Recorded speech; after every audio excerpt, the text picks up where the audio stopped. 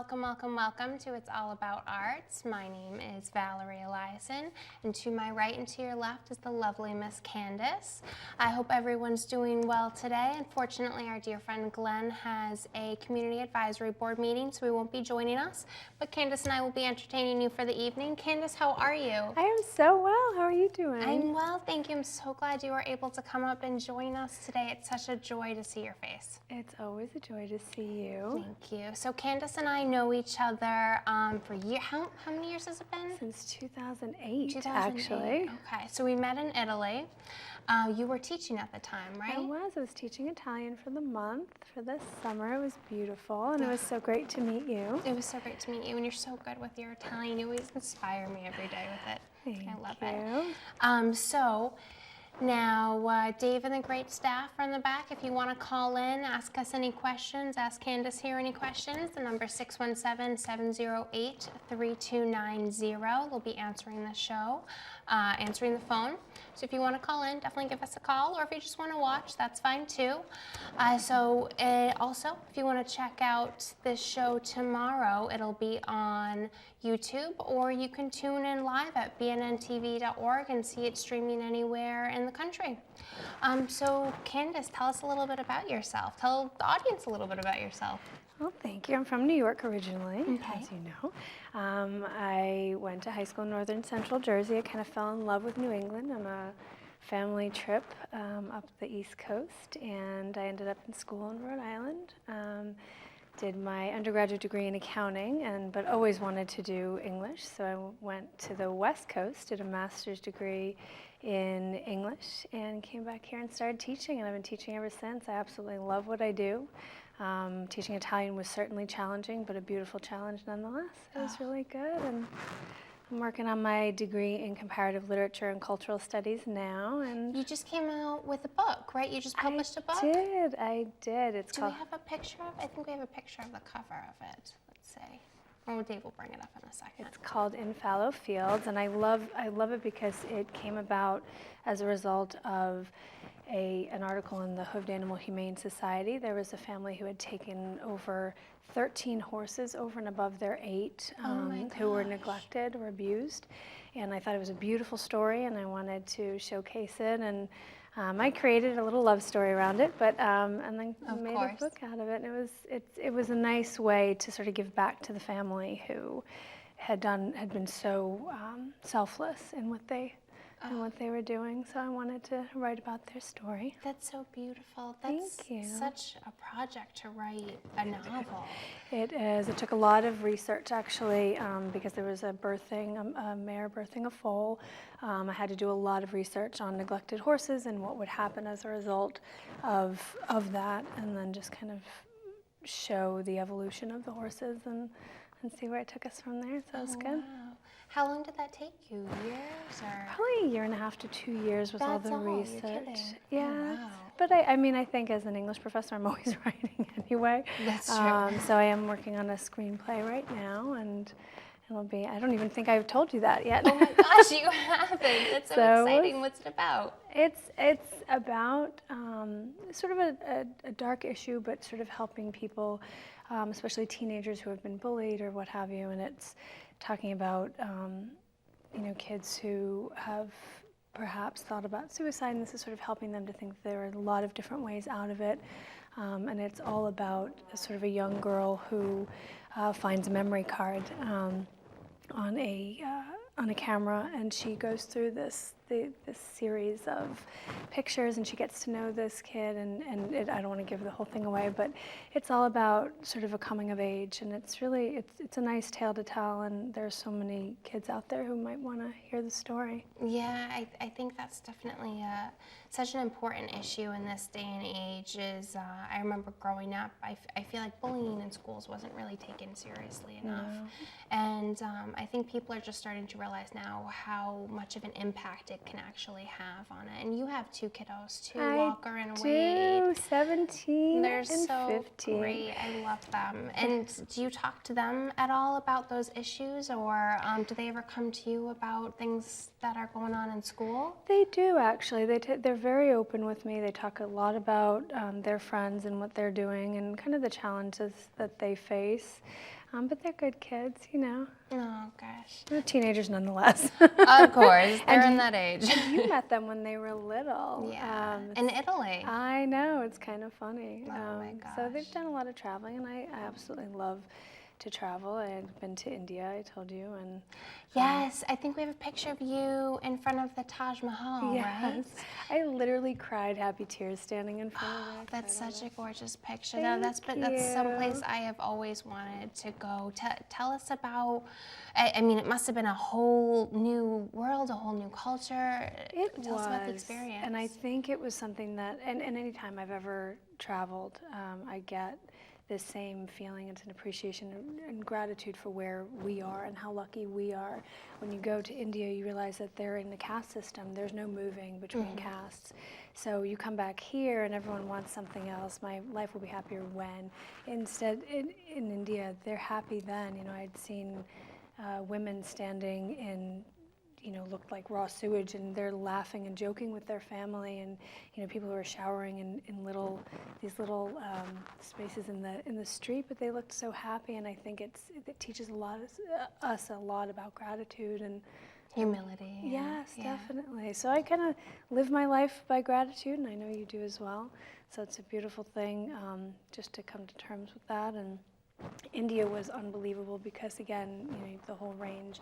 I had gone to Agra, Delhi, and Jaipur. Jaipur was a pink city. It was absolutely stunning, but there was nothing like standing in front of the Taj Mahal. In that picture, there's a bench where a lot of people will sit. It was where Princess Di sat. It's an iconic photograph of Princess Di looking kind of melancholic, or at least pensive, in front of the Taj Mahal, and so that was your inspiration for that picture. I had to go sit at that one bench, and it was just really fun and very moving. I didn't want to leave, and it was so moving. Of course, the symbol of love itself, the Taj Mahal. So it's really exciting. And I went on an elephant ride, which was really fun. That's amazing. I love elephants. That was really great. It was a great experience. I know that feeling when you're in another country and you want to recreate something that you've seen, or an image you've seen. I remember when I was in London, I went and I did the whole Abbey Road crossing, like the Beatles, and it's so fulfilling to feel like you're a part of something that you've seen growing up or seen your whole life. Yes, exactly. And I know you're quite well traveled. You had quite an experience down in South America.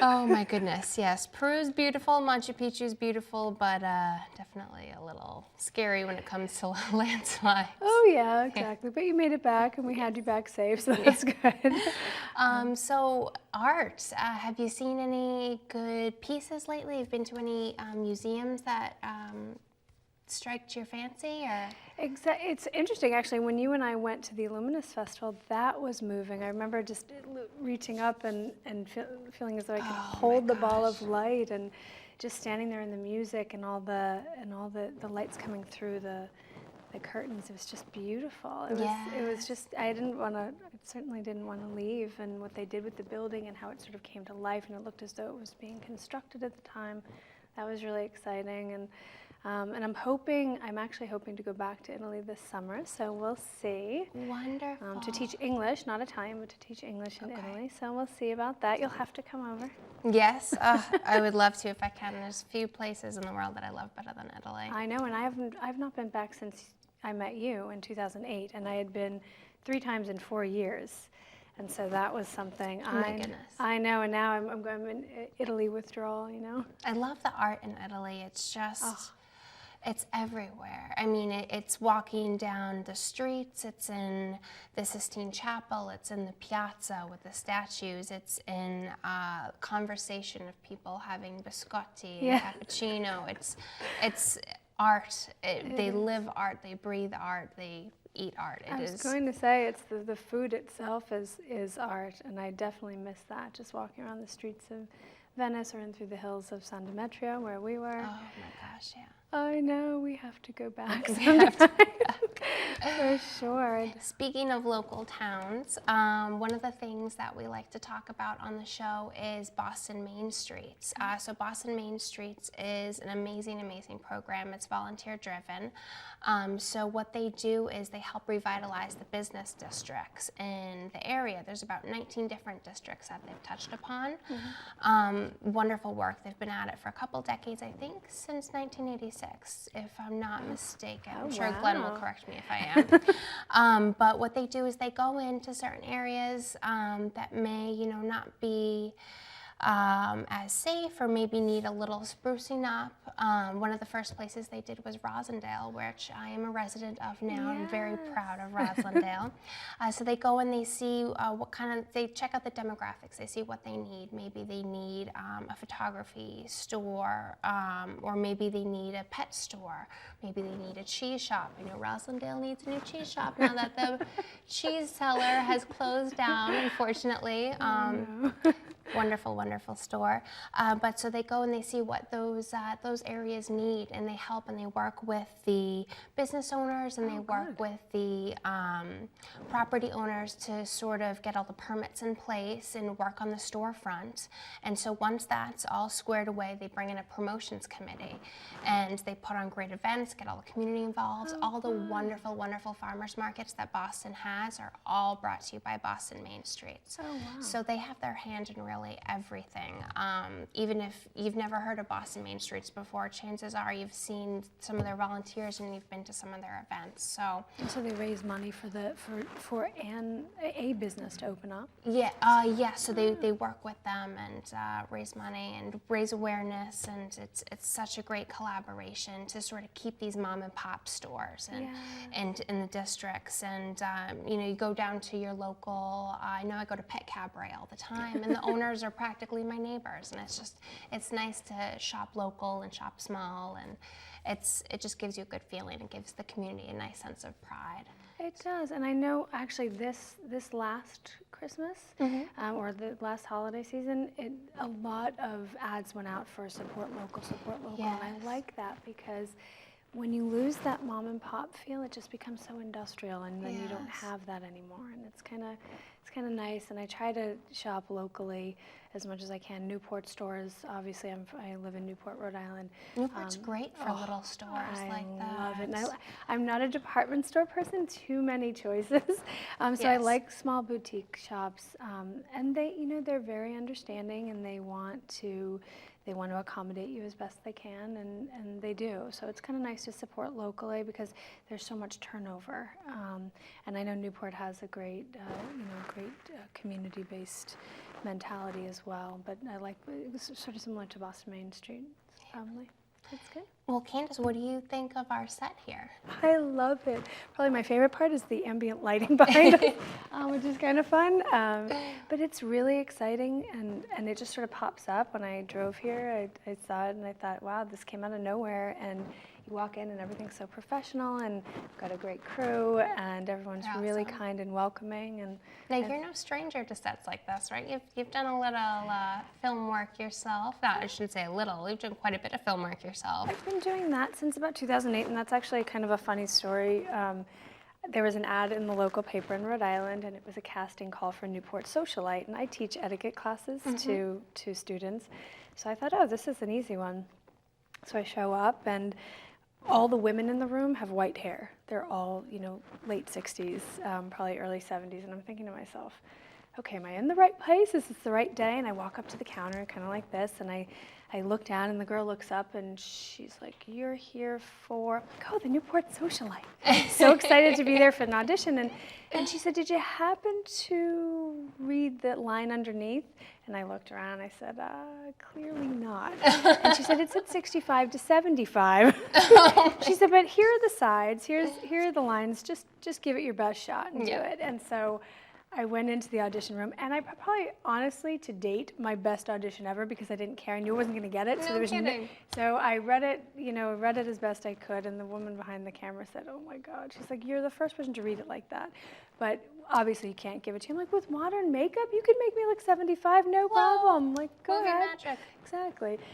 She said pretty much, we'll keep your audition on file. And I thought that was Hollywood East way of saying, don't call us, we'll call you. And then, and then a couple of weeks later, I got a call in to do some background work on a local TV show from Providence, and that was Brotherhood. And I did 27 dresses, as you know, which was really fun. And then just a bunch of stuff and some commercials and print work, and I really like it. It's fun to get out. You meet so many different people. Yeah, you really do. This summer, they were shooting in Rhode Island, in Newport and Jamestown, and so it's really, and that was Woody Allen. That was really fun as well. So you just get to meet so many different people, and you get to sort of see how all of this works, you know, and green screens and all that fun stuff. So I'm very grateful for all those opportunities, because I get to go back and I teach film studies as well, and I get to go back and tell all those stories. Oh, I know how Movie Rain is made. I know how, you know, that scene was done, even though it wasn't really a bridge. We weren't on a bridge. We were in a giant warehouse. Yeah. And they're kind of like, wow, that's interesting that you know that, you know. It is. It's good stuff. It is. It's kind of fun. Well, we're going to take a quick break. So when we come back, we're going to do a quick little Val's View, and we're going to have an amazing, amazing guest, Petros, Nagakos. His paintings are gorgeous. They are remarkable. So don't go anywhere. Stick with us. We have some great stuff when we return. We're going to have a quick little musical break, and stay with us, folks. We'll be right back.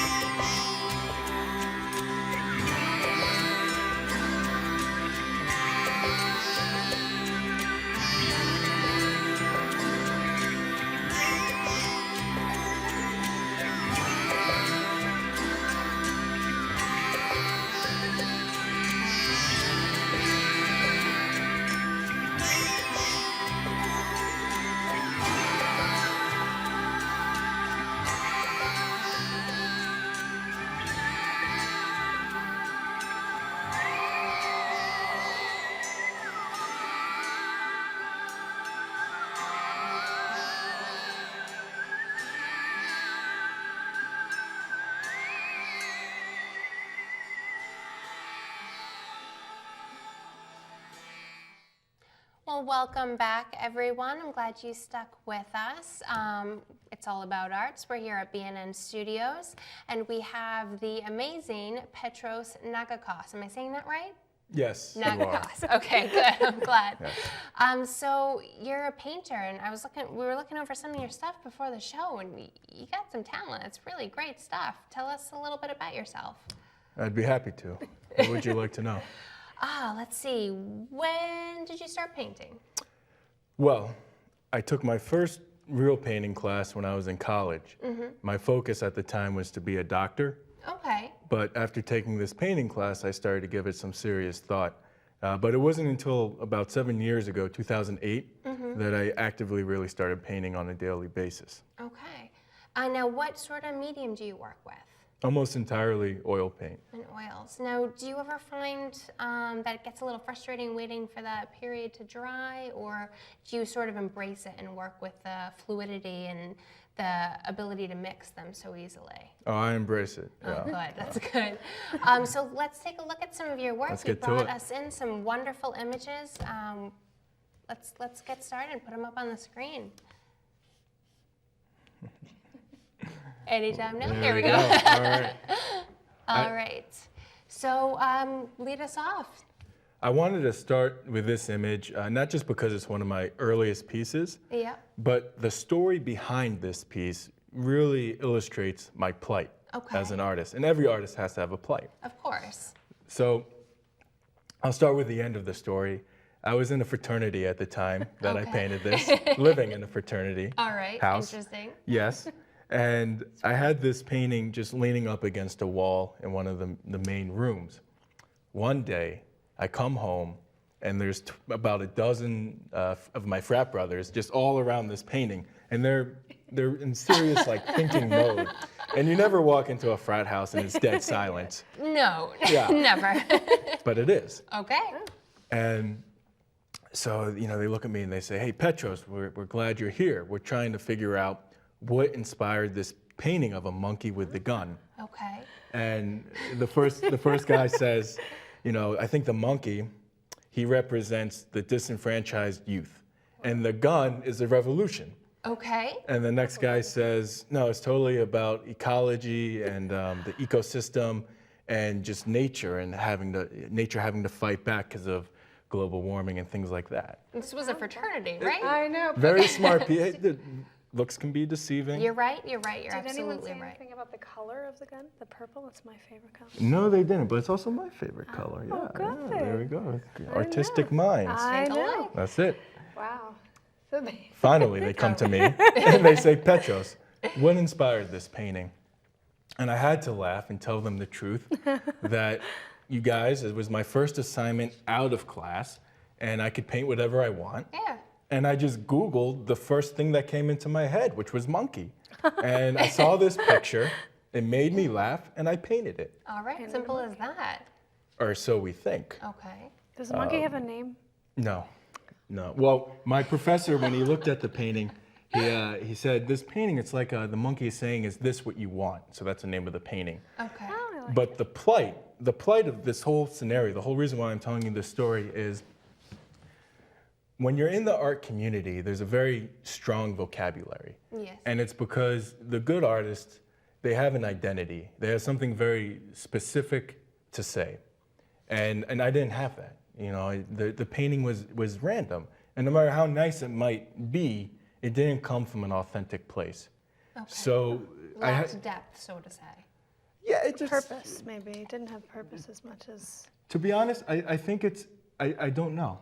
I don't know how to describe it, but I know that I wanted to have an identity as an artist. So I have all these images I've put together. I don't know if we're gonna have time for all of them. Well, do you want to start? We can start rolling through some of them, or you want to keep going with the story? Sounds Well, really the story was interesting. but that's it. All right. A Google image made me laugh, but that's what I will say. This I enjoyed painting this painting so much that once I finished it, I decided to move to New York. That's a picture of me in New York. You can see It's your hair. I'm taking myself very seriously. I'm in my studio there Yes. in Brooklyn. Oh, what a great studio. Beautiful, yeah, right my on the water. Yeah. But I decided I'm gonna go to New York and I'm gonna become a famous artist. That's my goal. Be a famous artist. Nuts to having an identity. My identity is gonna be fame and money. Okay. Okay. That was my thinking. I'm just being honest. Yeah. But I realized that as I started painting in New York, I began to fall in love with the whole process. And I thought, okay, well, let's put a little meaning into it. Yeah. And if we go to the next couple of paintings, you'll see I'm doing dancers, and the dancing paintings, a little bit more meaning than just the random monkey thing, because it has... Those This are is powerful. beautiful. Thank you, thank you. The next one is a Cuban scene of Cuban dancers in a nice smoky room. Now again, I'm stealing these pictures from the internet. And I'm not taking these pictures, so they're not. Oh, I was going to ask if you had subjects and everything, but this is off the internet. Yeah, it's just off the Okay. internet. But my mentality is I'm still in practice mode. I'm still just trying to build up my chops, Yeah. so to speak. Path of Petros. The path of Petros. I like Petros it. path. I like it. Ooh, this one's dark. Yes, and this painting it really agitated me, because the lighting the photographer did a great job capturing the lighting, and there was no way I could make a body of work based off of this painting Okay. unless I started taking photography lessons and then went out to dance scenes and started taking, it was too much. Yeah. So I had to completely reinvent myself after this painting. Oh. Yeah. So this was a pivotal moment for sure. Very pivotal. But I believe, Candice, you had something interesting to say about using lights and darks, and I think you should mention it. Oh, absolutely. Well, I I Googled you, as a matter of fact. As one does. As one does. Before an interview on a date. Yeah, exactly. Same thing, pretty much. You Google.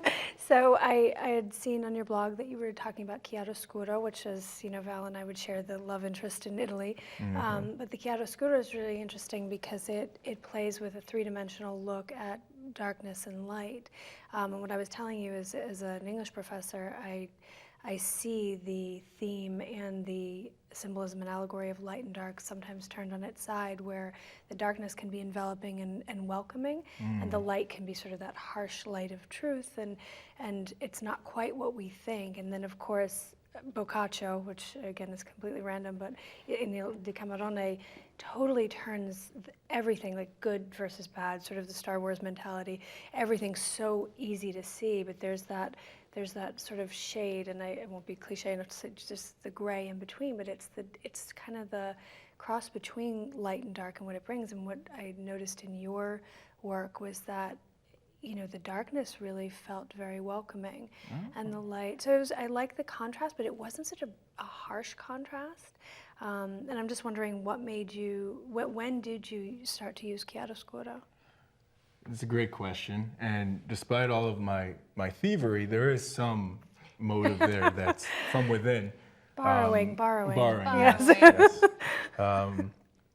Well, hold on. No, the great artists, they steal. That's Picasso. That's. And I think it'll hold up in pretty court. famous for that too. Yeah. But I like to read Jung. Yes. I'm terrible with pronunciation.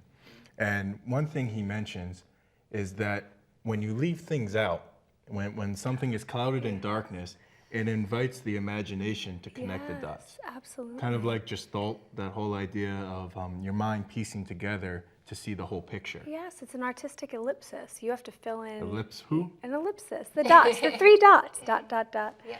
It's an ellipsis, so you have to fill that in. I don't know have either of you read any graphic narratives? Graphic novels? 300 is 300? Yes, no? yes, Okay. exactly. So there's. Did you do a thesis on blankets? I Actually, the graphic did. novel? I did actually. Blankets and Mouse, which is kind of a polemic on the Holocaust and all of that. Okay. And Scott McCloud, who had written Understanding Comics, he talks about the gutter space, which sounds horrible, but it's the space in between the panels, and you, cognitively speaking, have to fill that in. So the chiaroscuro is kind of, or that what's left out is almost as important in art, I believe, as what's put in and what sits beyond the frame. That's it. In fact, for me, it's even more important because what's left out is where it becomes personal. Yes, exactly. So, but you can see I depart from that, and because as an artist, I'm confident that if I did something once, I can do it again. Yes. So I'm always hungry for new ideas. And This one scared me. this is me in the East Village. This is great. It was really nice because this was one of my first experiences just having an audience around me good. while I painted. And if you go to the next picture, you can see I love hearing myself talk. And so You're honest. yeah. I know, that's good. And I have a crowd around me, and I'm giving them some insights to where this painting is coming from. And this painting is really ugly to look at. I'm surprised. Somebody ended up wanting it. I don't know why. She's fantastic. And it was me. It was just me painting with no images. I finally didn't steal anything. And I was trying to let my voice come out, but it just looked terrible. And you can see that my pieces after that, they have this kind of primal look to them. For example, a gorilla painting I did, where again, I'm not doing the thievery thing, I'm doing the just Petros. Yes. wow, You're that's- fine-tuning yourself and your identity. Yes. Yeah. But I'm not pleased with this, because it's just a big angry gorilla. And, I'm trying to comment about man's primal feeling to just be enraged and fear. But you can't, the painting, it still seems topical. I don't feel like it's useful in addressing what I'm trying to talk about. And there's a couple other paintings I did similar in this fashion at this time. It's like 2012 now, and I'm in New York. Just a few more. That's a little bit more like the That's the one that scared me. Well, Look at that. That's frightening. That's nightmare invoking for me. It's dark. It's certainly beautiful. It though. is stunning, but it is definitely scary. well, scary sometimes can be, for some people, that's where they find themselves because their existence is in their fear. But by facing it, that's how they find who they are. I gave a sermon about that actually. I just graduated with my master's in theology, and one of my sermons was on the serpent staff. And I don't know if how many people ask this, but why would Christ compare himself to a serpent staff? It's an interesting thing to compare yourself to. And my whole exegetical data, which is what people think a good sermon just comes from heart and feeling. So much research, the good ones, in my opinion. So I have all this data, and you've got serpents attacking the Jews while they're trying to find a place to live, and Moses is leading them. And a serpent staff, the very thing that's attacking the Jewish people, is used to save them. If they look at the serpent staff, they'll be fine. They won't be afflicted. That's interesting. Yeah. So and then I talk about Wagner and the Ring trilogy and Siegfried, who learns that he's going to be betrayed by his caretaker from the dragon. The very epitome of evil. The dragon actually warns him because Siegfried confronted the dragon. Things are sometimes complicated. I have no idea how we got to this. I know, and I because just went I off said at I a was rant. scared. One of the beauties of That's the show. okay. That's okay. That's But, beautiful, though. But I completely agree with you. I think putting yourself outside your comfort zone and really facing the things that maybe make you uncomfortable or make you nervous or scared is where you learn the most about yourself. And I think that's an incredible technique that you've embraced. In your paintings, it certainly comes through. Well, I'm glad you feel that way because I'm not entirely sure myself. Because when I look at my paintings, I don't feel they have the usefulness I'm looking for. But I've done more work since then, and you can see. Well, you're always your harshest critic, of course. I know Most I'm my artists harshest are, critic. yes. And Yes, so. Val is quite talented, actually, as an artist as well. Very humble, very modest, but I wish we had some of your images to show. Another show. Another time. Another time. But yes, I mean, it's good to be your own, not worst enemy, but your harshest critic, because I feel like it really pushes you to your fullest potential. It does, but isn't that led you to where you are now, where you're thinking about more community-based artwork? It has led me to that.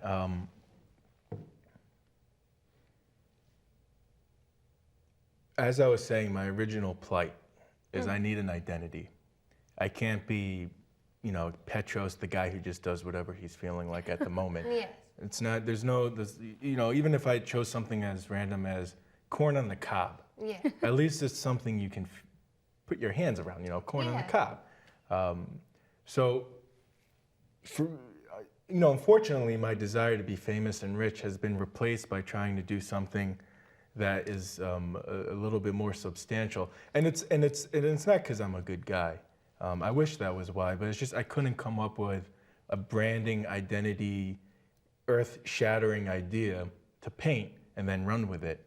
But what I found is my work and the way I'm involved in my everyday life, I want there to be more of a connection there. And you can see in the work I've done, my most recent work, I think we've got some portraits.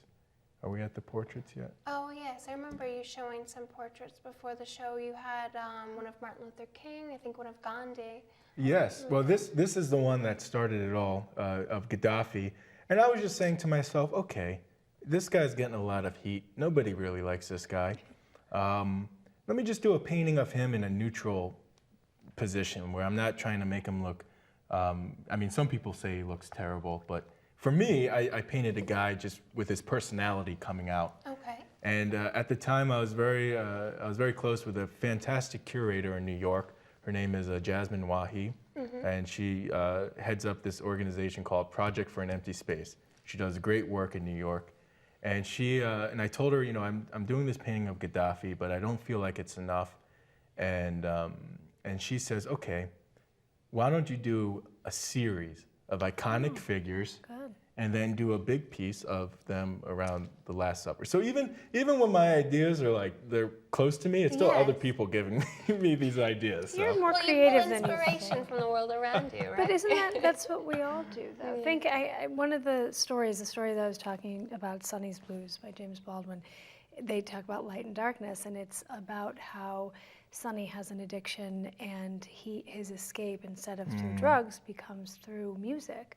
And Creole, who's my favorite character, comes out and says, what we're doing up here is not new, essentially. We've all loved and lost and learned, just like the people before us and just like the people who haven't come yet. And essentially, the way I talk about it in my class, I say, okay, well, tell me, what are the themes of music? I could, if it were more of an art class, I would certainly mention that, but what are the themes of music that's on the radio today or in iTunes? And so they're like, oh, okay, well, love, relationships, materialism, politics, and literally we get to maybe 5. So how is it that these artists come up with, #1 hits, just like artists is, instead of musicians, artists is the two of you? How do you come up with something that's groundbreaking? How do you come up with something that's different than everyone else who came before you? It's That's really a good question. tricky, but... Well, that used to actually be my question. I'd go into my studio and I'd have on my wall, what can you do to be a groundbreaking artist? Yeah. And it's just, I had to throw that out because it wasn't getting me anywhere. And I spent a large amount of time just in an area of unknown. And I think that's important for every artist. Just not having an idea, not having an identity, and just getting used to working without expectation. And what I found is it's a lot closer to home, the good groundbreaking stuff, than people think. But I don't want to detract from the portraits because I know we don't have too much time. Now, I loved the one of, I think we have a few more before that big finale of The Last Supper, but these are incredible portraits. I really admire your style. I like the bold color behind, and the brush strokes are almost, I guess for lack of better words, rough, but they create such a personality and such a presence in the figures that you're portraying. It's really something else. Thank you. All the portraits, I put a little gold leaf in there too. Oh, for texture or for sort of a glimmer? I think it was more a cheap way for me to make it seem like they were valuable. But actually, I admire your honesty. It's You partly are. true, but a part of it's also because you know, I was raised in the Greek Orthodox Church, and we use gold leaf as part of the iconography, which we use to decorate the church. And the gold is it's a beautiful piece of earth, stone, Material. metal. Final Elements. answer. Yeah. Yep. I hope that's not. So I just want to say this. So when I came up with, or when Jasmine and I were talking about this, one figure that really I got a lot of resistance from my circle was Hitler. And they said, you know, Petros, we know you want to paint these cats who are both positive and negative on the spectrum, but you know, don't you think Hitler's just going too far? And I say, well, the whole point of the series is just taking all these figures and trying to present them without any kind of bias one way or the other, just a neutral, this is what I think their personality is, forget all the other stuff for a moment and just present them like that. And they said, yeah, but you know, he's Hitler. And so the way I compromised with that, and I'm embarrassed to say I compromised, is Hitler's the only portrait that doesn't have any gold leaf. Okay. Oh, Yeah. that's interesting. So I left the gold leaf out with him. That's one of the things that I find a lot of people struggle with is I don't think there should be taboos in art, so to say. When you take away the ability to question things or push things, or this is off limits because it's this person, or this is off limits because, you know, it's politics or it's religion, you take away people's ability to evolve, really. And I'm glad you painted it, and I hope you make another one with gold leaf, to be honest. Because Thank you. Because I think you shouldn't be holding back just because of, you know, taboos or. But people are sensitive. But who's going to? So I'm sensitive. I guess the question is, who would buy it? That's probably a concern. Well, it used to be a concern. That's what everyone tells me. That's one of the big things is they say, who would buy it? But I'm really trying to get away from that. The need to have that. Yeah, That's that validation. identity, because first of all, if I want to make a career off of making great paintings and selling them, that's a specific identity. If I want to, you know what my mantra is now? You ever see Uncle Buck with John Candy? I know John Candy. I don't think I Is this a have. generation thing? No. So, anyways, in one of the scenes, Uncle Buck has to take care of his niece and his nephew because the parents are out of town. Okay. And one of the nieces, I believe, is 6 or 7, kindergarten grade. And he gets called, Uncle Buck gets called into the principal's office. And the principal's this very mean, typical-looking grouch with a ruler. I think she even has a ruler in her hand. And he comes in, and she just goes off. Your niece is a dilly-dally, a daydreamer. And she ends by saying, and to be frank, I don't think she takes a thing in her academic career seriously.